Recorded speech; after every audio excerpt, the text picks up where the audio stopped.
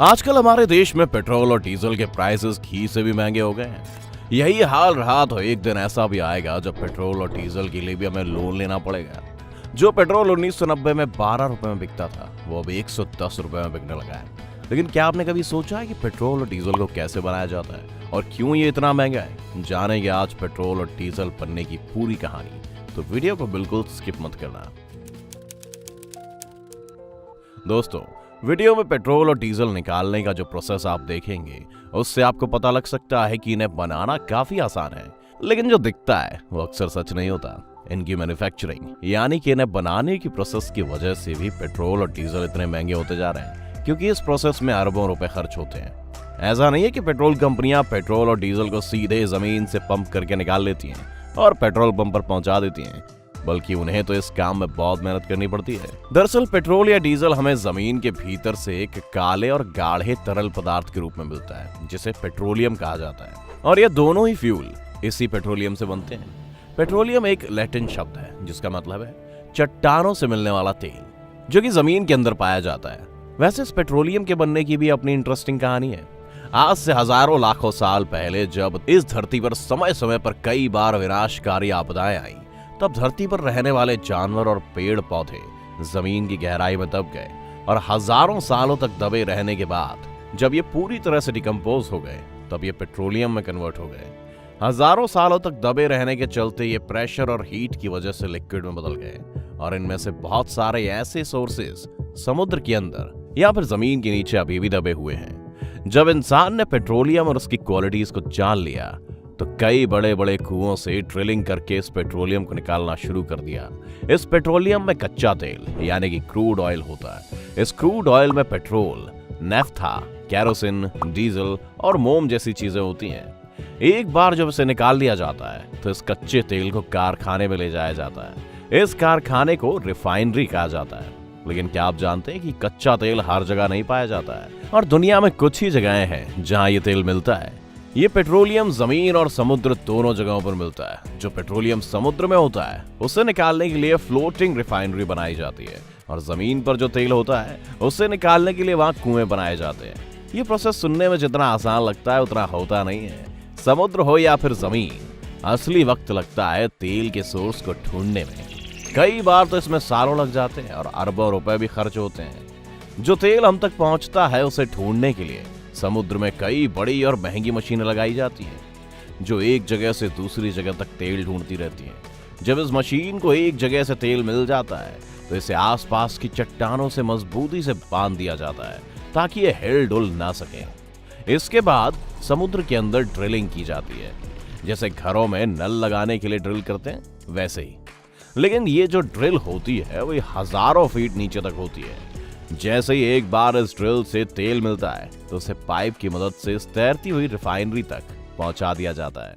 जमीन पर ड्रिलिंग का काम भी कुछ इसी तरह होता है। एक बार जब तेल को निकाल लिया जाता है तो इन्हें रिफाइनरी में ले जाया जाता है। इन रिफाइनरी में इस कच्चे तेल को बड़े बड़े सिलेंड्रिकल बर्तनों में डालकर गर्म किया जाता है। फिर अलग अलग टेम्परेचर पर कच्चे तेल में मौजूद चीजें अलग अलग पाइपों की मदद से निकाल ली जाती है।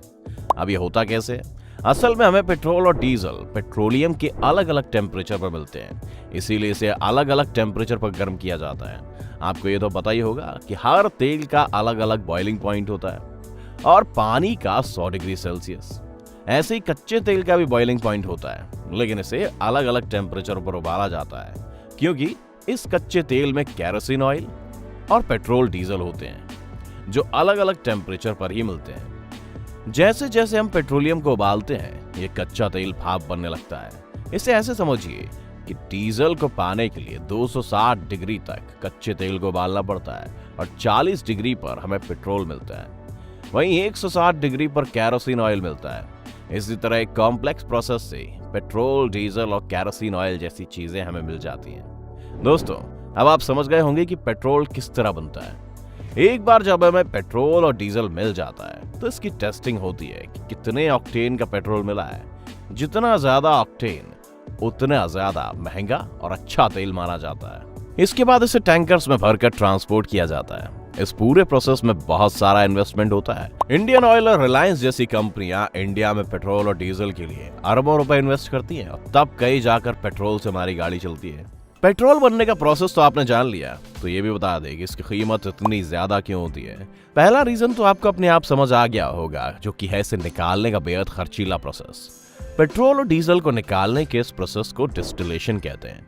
इसी प्रोसेस की वजह से इनकी कीमत भी अलग अलग होती है। अब जिन देशों के पास अपने ऑयल रिजर्व होते हैं वहां ये तेल सस्ते पड़ते हैं, वहीं जिन देशों के पास ये रिजर्व नहीं होते जैसे कि इंडिया, वहां पर इनकी रिफाइनरी और डिस्टिलेशन का खर्चा बढ़ जाता है। जैसे कि वो रिफाइनरी जो समुद्र में ही पेट्रोलियम से डीजल और पेट्रोल बना लेती है, वो ज्यादा नहीं है। ज्यादातर समुद्र में सिर्फ कच्चा तेल निकालने की ड्रिल मशीनें होती हैं। एक बार जब इस तेल को निकाल लिया जाता है तो इसे बड़ी बड़ी रिफाइनरी में ले जाया जाता है। आज दुनिया भर में पेट्रोल और डीजल की कीमतें अलग अलग हैं, क्योंकि मैन्युफैक्चरिंग के साथ साथ गवर्नमेंट इस पर टैक्स भी खूब लगाती है। अपने इंडिया में स्टेट और सेंट्रल गवर्नमेंट मिलकर 60% से ज्यादा टैक्स लगाती है। इसके अलावा भी पेट्रोल और डीजल की कीमत हमेशा बढ़ती रहेगी। ऐसा इसलिए है क्योंकि पेट्रोल नॉन रिन्यूएबल सोर्स है, यानी कि एक बार ये खत्म हो गए तो फिर इसे दोबारा इस्तेमाल नहीं किया जा सकता। इसीलिए जैसे जैसे इनका यूज बढ़ता जा रहा है वैसे वैसे इनके प्राइसेस भी बढ़ते जा रहे हैं, क्योंकि ये धीरे धीरे खत्म हो रहे हैं। एक्सपर्ट्स कहते हैं कि जितनी स्पीड से हम इन्हें यूज कर रहे हैं, उस स्पीड में दुनिया से 40 से 50 सालों तक तेल खत्म हो जाएगा। हमारी रोजमर्रा की जिंदगी में कहीं ना कहीं ये दोनों ही फ्यूल अपना अपना रोल प्ले करते हैं। किसानों को ट्रैक्टर से लेकर 5 स्टार होटलों के जनरेटर तक डीजल मांगते हैं। कुल मिलाकर पेट्रोल और डीजल आपके पीछे और आप पेट्रोल और डीजल के पीछे हमेशा रहते हैं। इसीलिए इस पूरे टाइम को ऑयल एज कहा जाता है। और आज के टाइम में ईरान, कुवैत और सऊदी अरब जैसे देश इसीलिए इतने अमीर हैं, क्योंकि दुनिया में सबसे ज्यादा ऑयल रिसोर्स इन्हीं के पास है और इनकी पूरी इकोनॉमी इसी पर डिपेंड करती है। और इन देशों का एक संगठन है जिसे ओपेक कहा जाता है, वही मिलकर तेलों की कीमतें भी तय करता है। एक तरह से तेल कीमतों पर इनकी मनमानी चलती है। आज भले ही सोलर एनर्जी और इलेक्ट्रिक एनर्जी जैसी टेक्नोलॉजी आ गई हो, लेकिन इनके भी प्रोडक्शन में कहीं ना कहीं इन दोनों फ्यूल्स का इस्तेमाल शामिल है। इससे आप ये भी समझ गए होंगे कि अरब के देश जिनके पास खूब सारा तेल है वो इतने अमीर क्यों हैं। अब आपको पूरी बात समझ आ गई होगी कि पेट्रोल और डीजल की कीमतें ज्यादा क्यों हैं और ये बनते कैसे हैं। अंत में बस हम यही कहेंगे कि पेट्रोल और डीजल नॉन रिन्यूएबल सोर्सेज हैं जो एक दिन खत्म हो जाएंगे। इसलिए आज के टाइम में सबसे ज्यादा जरूरी है कि रिन्यूएबल सोर्सेज की तरफ देखा जाए, जैसे सोलर एनर्जी और विंड एनर्जी, क्योंकि ये सोर्स जल्दी से खत्म होने वाले सोर्स नहीं है और इनकी लाइफ बहुत ज्यादा होती है। जितनी जल्दी हम इन सोर्सेज को यूज करने की टेक्नोलॉजी बना लेंगे, उतनी जल्दी हमें पेट्रोल की कीमतों से और इसे खत्म होने के डर से छुटकारा मिल जाएगा।